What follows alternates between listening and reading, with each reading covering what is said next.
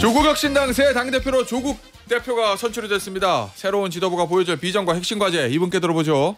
수석 최고위원으로 돌아온 조국혁신당 신장식 의원입니다. 의원님 안녕하세요. 네, 안녕하세요. 신장식입니다. 왜 웃으세요? 아니 고위층이 그냥 초고위층으로 돼서 돌아와가지고 제가 좋아가지고. 아닙니다. 네.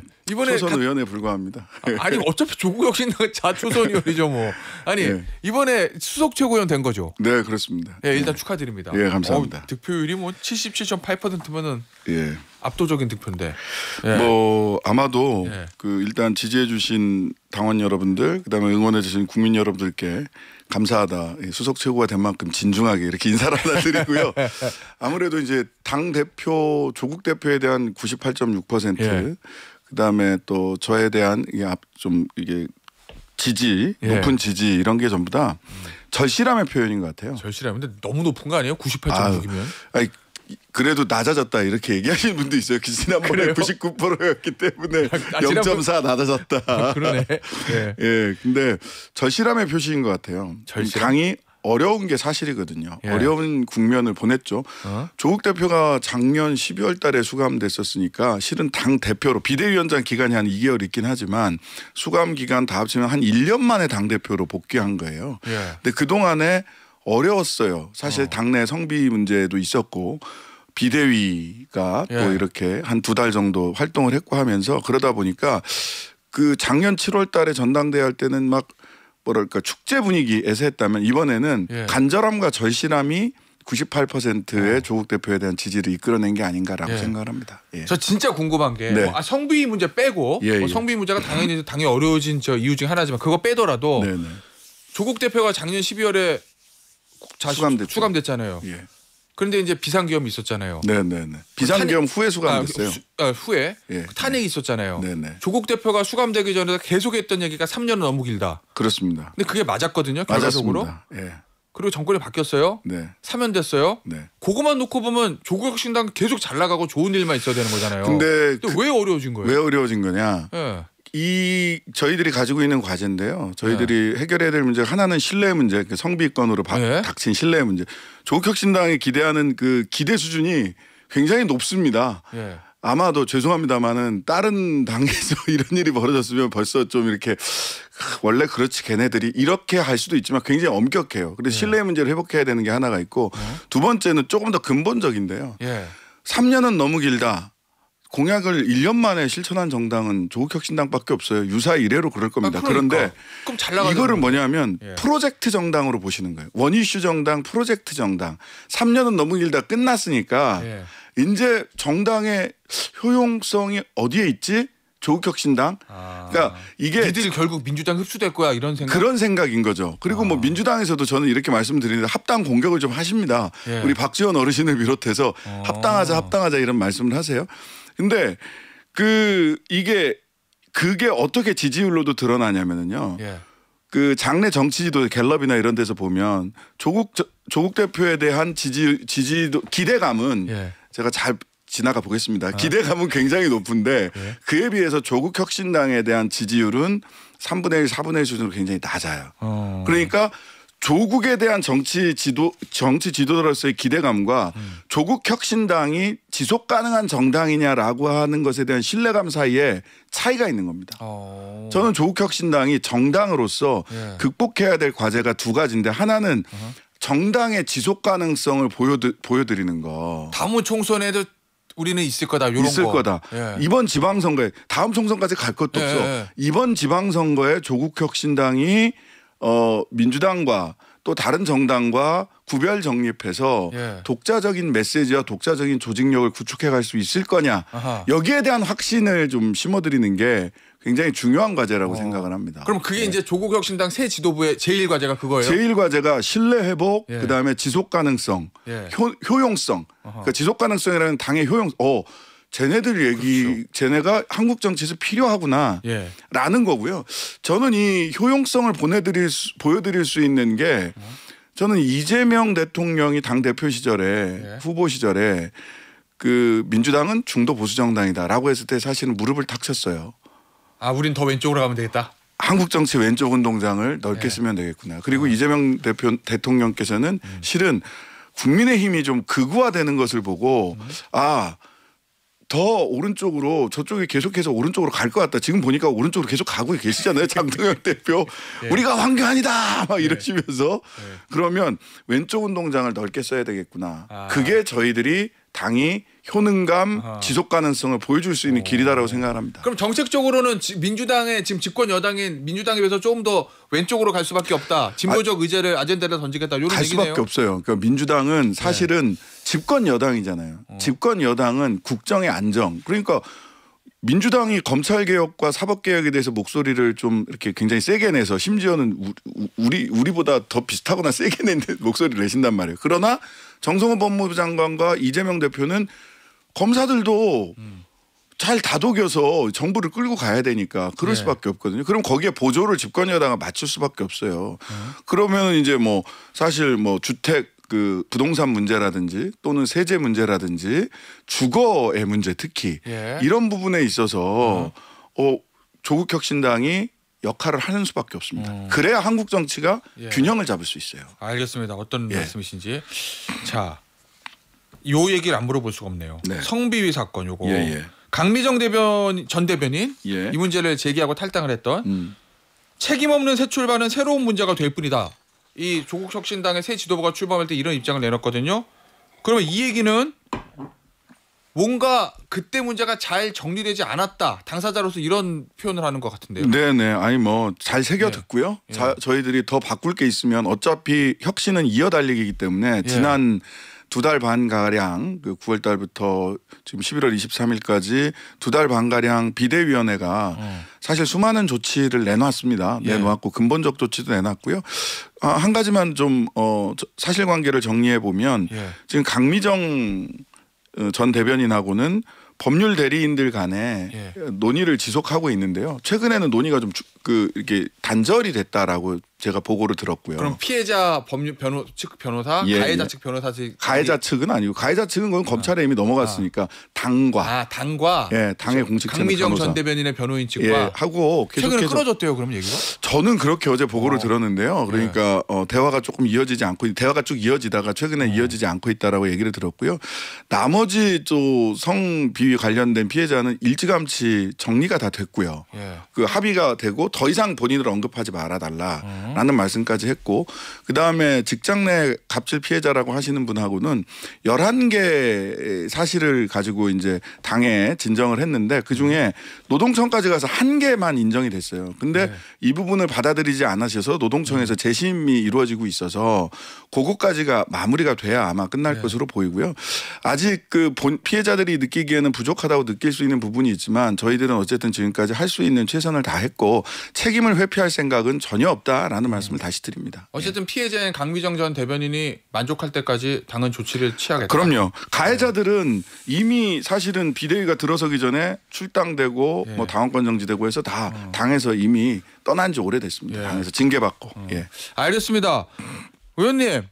효용성과 당의 효용성과 지속 가능성 말씀하셨잖아요. 결국 이제 시험대가 총선까지 갈 것도 없고 내년 지방선거인데. 그럼요. 근데 의원님 아시겠지만 이 3당 4당 뭐 보수 쪽에는 개혁신당도 마찬가지지만 조국혁신당도 그렇고 지방선거가 진짜 어렵잖아요. 어렵습니다. 후보가 많은 선거가 가장 어려운 선거거든요. 그리고 사실은. 또 광역이고. 광역단체고요. 그다음에 뭐 기초 광역의원까지 하면 선거가 한 5개가 이루어지잖아요. 맞아요.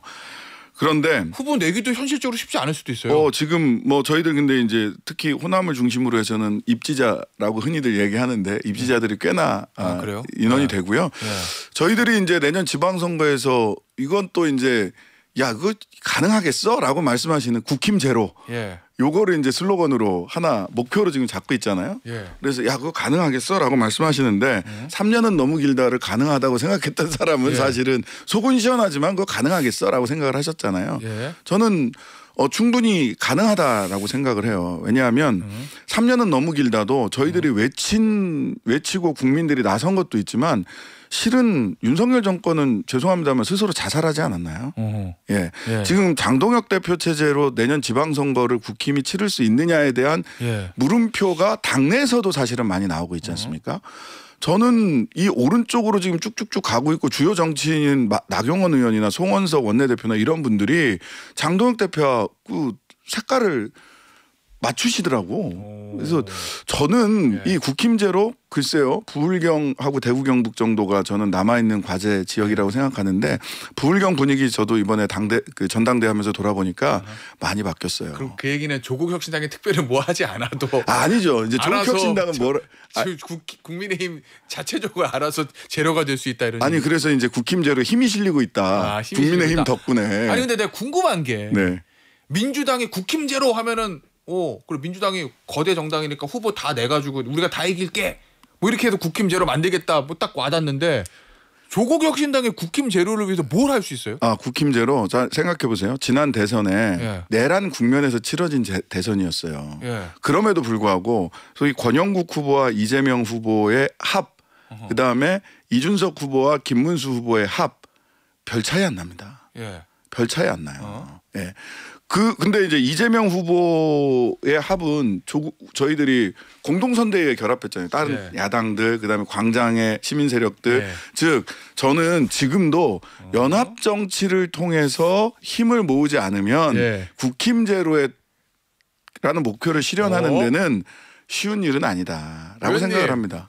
제일 중요한 게 서울시장이나 부산시장 볼게요. 네. 그리고 또 부산은 또 조국 대표의 정치적 고향입니다. 고향이니까. 롯데자이언츠의 고향이자. 자, 그러면 그 얘기는 야 국힘제로 서울이랑 부산 민주당이 가져가고 싶으면 우리가 후보 안 내야 되는 거잖아. 우리랑 딜할래 이렇게 들리는데요? 그렇게 해석해 주신다면 제 잘한 자유에 맡기겠습니다. 해석의 자유에 여기. 그러면은 제가 굳이 반대하지는 않겠습니다. 그 해석을 부정하지는 않겠습니다. 아니 뭐 서울시장과 부산시장에 조국혁신당이 후보를 내서 한 5, 6% 가져가면은 민주당 어렵잖아. 저희들은 그걸 가지고 그 장사를 하거나 그럴 생각 없고요. 저희들은 거기서는 힘을 모아야 되는 대의에 따라서 힘을 모아야 된다라고 하는 대의를 중심으로 보고 있는 거고 그러니까 저희들이 그 주요 광역단체장 후보 결정은 가장 마지막 순간에 할 생각이고요. 지금은 지속 가능성을 보여주기 위해서 기초 의원들 있죠.